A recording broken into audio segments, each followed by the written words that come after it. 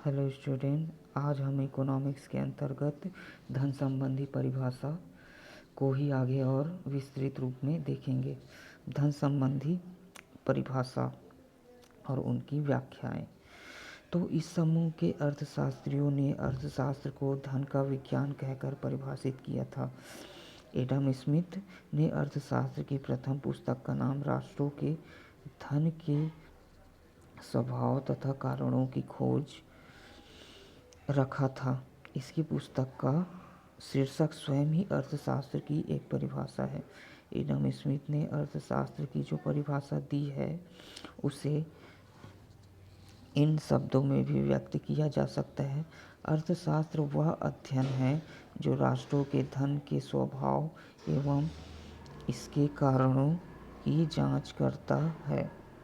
Adam Smith द्वारा दी गई अर्थशास्त्र की परिभाषा के सार को हम इन शब्दों में भी व्यक्त कर सकते हैं। अर्थशास्त्र धन संबंधी विज्ञान है। इस प्रकार स्मिथ के कथन से यह स्पष्ट है कि अर्थशास्त्र अर्थशास्त्री का कर्तव्य केवल उन उपायों को बताना है जिससे समाज में धन की वृद्धि हो सके।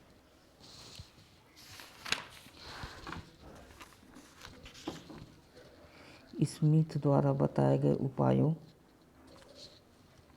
का स्मिथ द्वारा बताए गए उपायों का अनुसरण उनके समर्थक भी करते थे। उदाहरण के लिए फ्रांसीसी अर्थशास्त्री जेबी से के अनुसार अर्थशास्त्र वह विज्ञान है जो धन का अध्ययन करता है। और अमेरिकी अर्थशास्त्री वाकर क्या कहते हैं कि अर्थशास्त्र ज्ञान का वह संग्रह है जो धन से संबंधित है। तथा J.S. मिल के अनुसार राज्य अर्थव्यवस्था के विज्ञान इस बात को स्वीकार करते हैं कि वह धन की प्रकृति तथा उसकी उत्पत्ति के वितरण के नियम को शिक्षा देते हैं या उनके विषय में अनुसंधान करते हैं। इस प्रकार विभिन्न अर्थशास्त्रियों ने धन संबंधी परिभाषा दी हुई है। अब देखते हैं धन संबंधी परिभाषाओं की विशेषता। तो प्रथम विशेषता यह है कि अर्थशास्त्र के अध्ययन के अंतर्गत आर्थिक मनुष्य की कल्पना की गई है। उस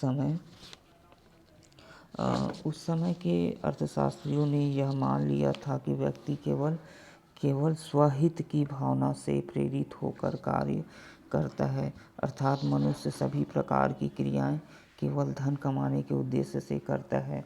यह धारणा थी। अब सेकंड ये कह सकते हैं कि राष्ट्र की समृद्धि व्यक्ति की समृद्धि के ऊपर निर्भर करती है। और तीसरा यह है कि धन को अर्थशास्त्र का केंद्र बिंदु मान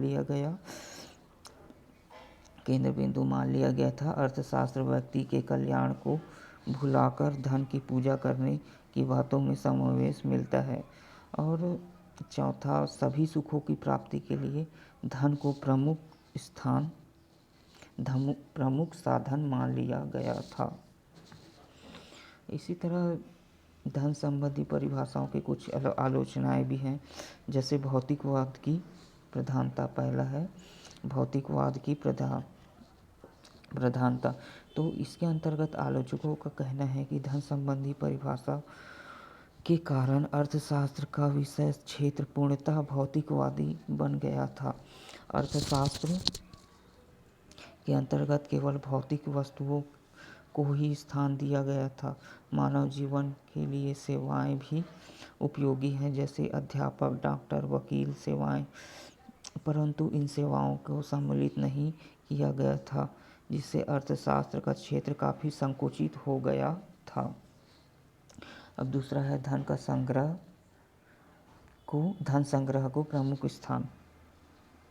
धन संबंधी परिभाषा के कारण व्यक्ति का अंतिम उद्देश्य धन की प्राप्ति करना हो चुका था। आलोचकों का कहना था कि उस समय समाज की भावनाओं के अनुसार धन व्यक्ति के लिए न होकर व्यक्ति धन के लिए बन चुका था। इस भावना को बढ़ जाने पर पूरे यूरोप आर्थिक शोषण की प्रवृत्ति बढ़ने लगी। अतः आलोचकों ने अर्थशास्त्र को कुबेर की पूजा का शास्त्र या दुखदायी शास्त्र, रोटी मक्खन का शास्त्र या घृणित विज्ञान कहकर पुकारना प्रारंभ कर दिया था। अब अगला है आर्थिक मनुष्य की कल्पना।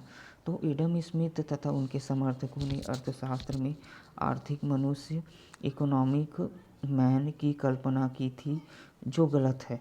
व्यक्ति का उद्देश्य केवल धन कमाना नहीं होता, बल्कि उसमें देश प्रेम, विश्व बंधुत्व, दया, भातृभाव जैसी भावना भी छिपी रहती है। इन सब बातों से प्रेरित होकर